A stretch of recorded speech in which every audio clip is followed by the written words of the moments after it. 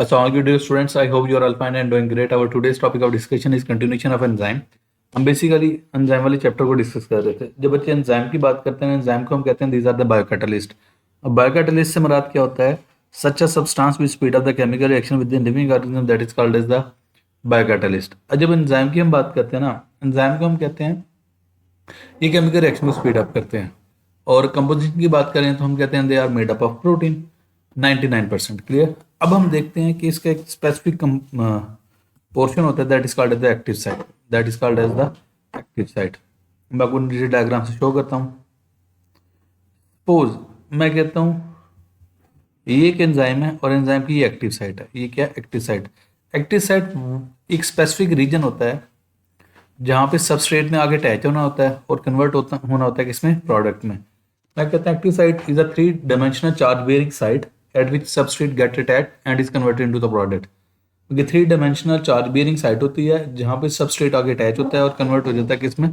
Product में। That is called as active site. No let's see ये क्या है, कैसे है, किस तरह इसको देखते हैं। Enzymes are 3 dimensional globular protein. हम ये भी पता है ग्लोबुलर प्रोटीन है। देखो जो प्रोटीन की हम बात करते हैं ना, हम कहते हैं प्रोटीन मोस्टली दो फॉर्म में होते हैं, या तो फाइब्रस प्रोटीन होती है या ग्लोबुलर प्रोटीन होती है। ग्लोबुलर मीन राउंड शेप्ड होती है। They are made up of polypeptide chains that are coiled upon themselves, अपने ऊपर काइल अप हुई होती हैं। There is a small cleft और डिप्रेशन, छोटा सा क्लेफ्ट होता है या डिप्रेशन होता है। मैंने अभी आपको डायग्राम से शो भी किया था। ये जो क्लेफ्ट है या डिप्रेशन है, this is the active site. Clear. There is a small cleft or depression on the surface of the globular enzyme molecule. It consists of only a few amino acids। अब देखो हम जानते हैं कि enzymes are protein nature, और protein आपको पता है किससे मिलकर बने होते हैं? अमीनो एसिड से। अब मैं कहता हूँ एक एंजाइम है, फर्ज करो 300 मॉलिक्यूल से मिलकर बना हुआ है, 300 अमीनो एसिड से मिलकर बना हुआ है। वो 300 की 300 एक्टिव साइट नहीं बना रहे होंगे। उनमें से 8 to 12 या 15 के अराउंड बोर्ड जो अमीनो एसिड्स होंगे वो क्या बना रहे होंगे? एक्टिव साइट उसकी बना रहे होंगे। Clear. And this site is known as the active site, और इस साइट को हम क्या नाम देते हैं? Active site. अब याद रखिएगा एक्टिव साइट के दो रीजन होते हैं, one is the binding site, other is the catalytic site. मेरे वर्ड पे गौर करें, one is the binding site, other is the catalytic site. Now we will think what are this. ये क्या चीजें हैं? बाइंडिंग साइट मैं कहता हूँ it is the site which recognises the substrate and helps it to get attached to the active site. ये वो site है, वो रीजन है जो जेन्युइन सबस्ट्रेट को रिकॉग्नाइज करेगा और हेल्प आउट करेगा क्या? उसको बाइंड करने में। कहाँ पे बाइंड करने में? एक्टिव साइट के ऊपर। अब दूसरा मैं रीजन बोल रहा हूँ कैटालिटिक साइट। कैटालिटिक साइट बच्चे वो साइट होगी, वो रीजन होगा जो कन्वर्ट कर देगा, जो एक्शन परफॉर्म करेगा।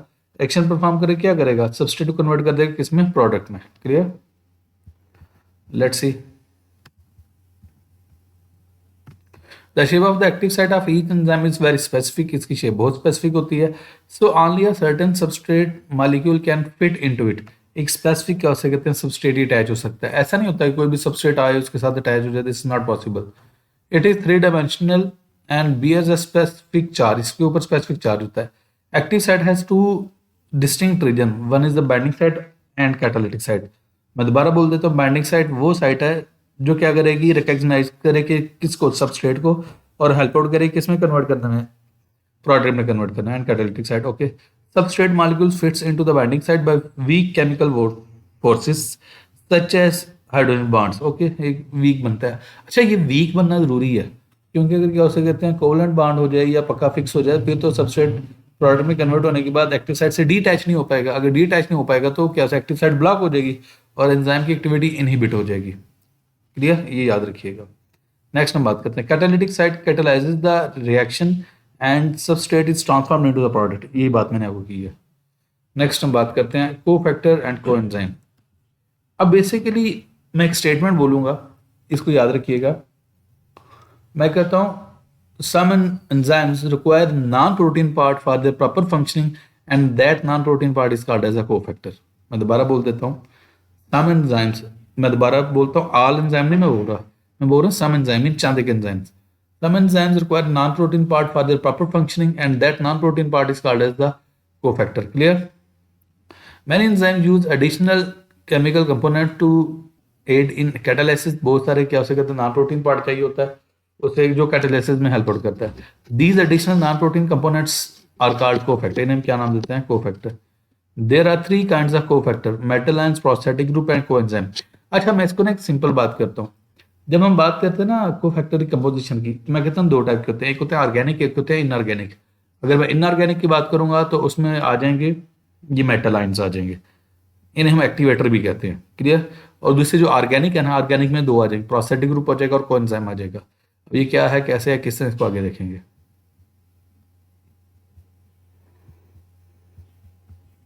ओके, एक मिनट मैं इसको हाईलाइट कर दूं। Many enzymes use metal ions such as calcium, magnesium, Mn, copper and zinc. Clear? Manganese हो गई है Mn जिस मैं कह रहा हूँ। Are there cofactor. अब ये वाले जो मेटल आयंस है, कैल्शियम, मैग्नीशियम, मैंगनीज है, कॉपर एंड जिंक है, ये इनके कोफैक्टर के तौर बिहेव करेंगे। और याद रखना, अगर कोफैक्टर मेटेलिक आयन हो तो फिर इसे हम एक्टिवेटर कहते हैं। Clear? These metal ions change the non functional active site of enzyme to into functional site.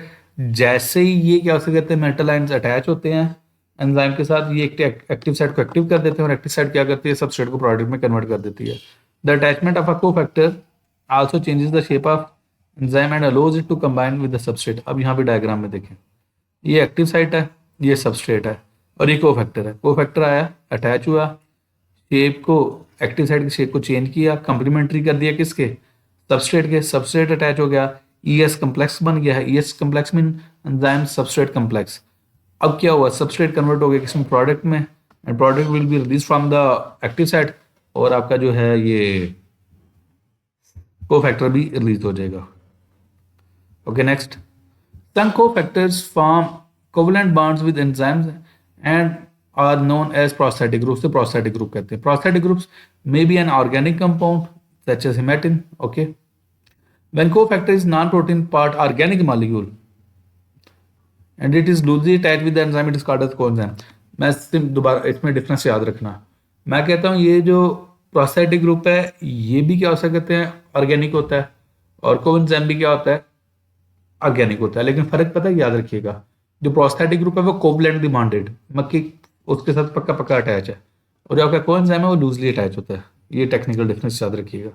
Coenzymes participate in the enzyme catalysed reaction often by transforming electron from one enzyme to another. अच्छा ठीक है, ये enzyme career के तौर पे काम करते हैं। Many vitamins example niacin and riboflavin function as coenzyme, ये भी कोएंजाइम के तौर पे काम करते हैं। एग्जांपल यहाँ पे शॉर्ट क्वेश्चन आ सकता है, define the coenzyme and quote its example.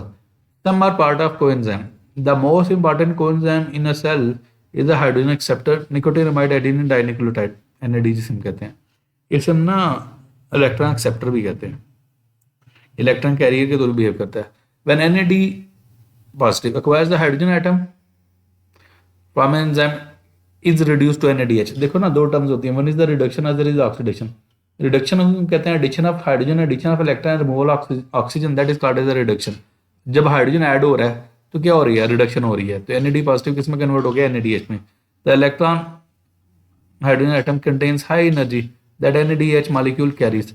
अगर आपको याद हो, आपने क्या उसे कहते हैं वो फोटोसिंथेसिस में लाइट रिएक्शन पढ़े होंगे। लाइट रिएक्शन में आपको पता है ATP और NADH बनता है, NADH कह ले या NADPH कह ले। अच्छा, for example when food is oxidised in a cell, enzymes draw electrons from food molecules and transfer them to NAD, और वो रिड्यूस हो किस में कन्वर्ट हो जाएगा, NADH में हो जाएगा। क्लियर? अब मैं आपको ना ये जो बॉक्सेज हैं ये पढ़ देता हूँ।